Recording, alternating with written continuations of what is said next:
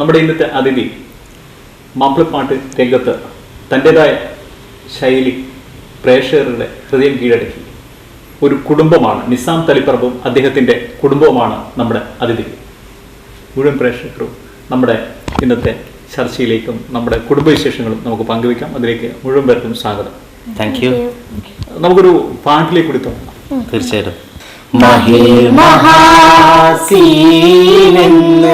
മഹിമയഴും സുൽത്താന് മലമഴവില്ലായിട്ടുണ്ടൊരു കനിമോള്, അവളുടെ മധുവൊഴുകും പേരാണ് ഹുസ്നുൽ ജമാല്. നമ്മുടെ തുടക്കത്തിൽ നമുക്കറിയാം നമുക്ക് നമ്മുടെ ഒരുപാട് വേദികൾ ഇപ്പൊ വിദേശത്തായാലും നമ്മുടെ കേരളം മുഴുവനും ഇന്ത്യയിലൊക്കെ ഒരുപാട് വേദികൾ പങ്കിട്ടിട്ടുണ്ട്. ഇപ്പോഴ് നിറഞ്ഞു നിൽക്കുമ്പോൾ താങ്കൾ തുടക്കം ഒരു 7ാം ക്ലാസ് പഠിക്കുമ്പോഴായിരുന്നു മാപ്പിളപ്പാട്ടിലേക്ക് അല്ലേ?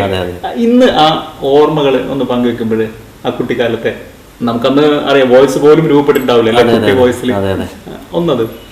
ആ സമയത്ത് എന്ന് പറഞ്ഞാൽ ഞാൻ ഫസ്റ്റ് സ്കൂൾ കലോത്സവം, അതുപോലെ യുവജനോത്സവ വേദി, അതുപോലെ മദ്രസയിലൊക്കെ പാടുന്ന രീതിയിലാണ് അന്ന് പാടി തുടങ്ങിയത്.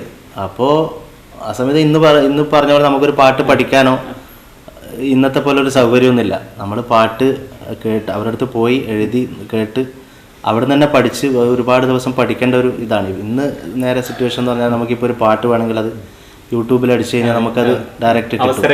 അതെ അതെ, പഠിക്കാനും എല്ലാം എളുപ്പമാണ്.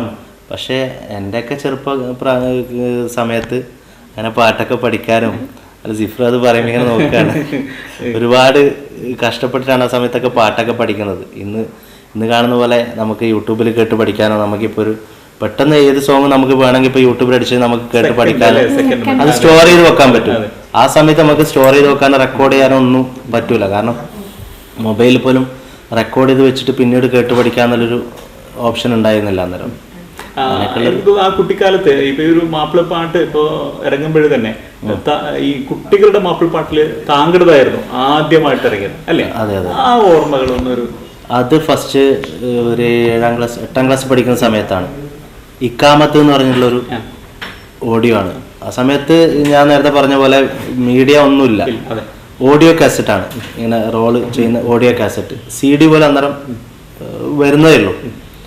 ഓഡിയോ കാസറ്റ് 10 പാട്ട്, എൻ്റെ പാട്ട്, ഞാൻ പാടിയിട്ടുള്ള പാട്ടുകൾ, ഞാൻ പാടുന്ന വെച്ചാൽ മുമ്പുള്ള ആൾക്കാർ പാടിയിട്ടുള്ള പാട്ടുകൾ 10 പാട്ടുകൾ. കാലിക്കറ്റ് ജോയി ഏട്ടനാണ് അതിൻ്റെ ഓർക്കസ്ട്രേഷൻ. നമ്മുടെ ബാപ്പു വെളിവറമ്പ് മൂപ്പരാണ് അത് വർക്ക് ചെയ്തത്. ആ ഒരു വർക്കിലേക്ക് എന്നെ എത്തിച്ചത് നമ്മുടെ തായ്നേരി, എൻ്റെ ഗുരുക്കന്മാരിൽപ്പെട്ട ഒരാൾ അസീസ് തായ്നേരി മൂപ്പരാണ് ആ ഒരു വർക്കിലേക്ക് എന്നെ എത്തിച്ചത്. അങ്ങനെ 10 പാട്ടുകളും എൻ്റെ പാട്ടായിരുന്നു. ആ ടൈമിൽ ഫസ്റ്റ് കുട്ടികളുടെ ഒരു പാട്ട് ഇറങ്ങുന്നത് ആദ്യമായിട്ട് ഇങ്ങനെ ഒരു ഇതിലേക്ക് മീഡിയയിലേക്ക് വരുന്നത് എൻ്റെ പാട്ടുകൾ അടങ്ങിയിട്ടുള്ള കാസറ്റാണ്. അതിനുശേഷമാണ് പിന്നെ ഡം ഡം ഡിക, നാസ്നിൻ അവരൊക്കെ ആയിട്ടുള്ള പാട്ടുകളൊക്കെ ഇറങ്ങുന്നത്.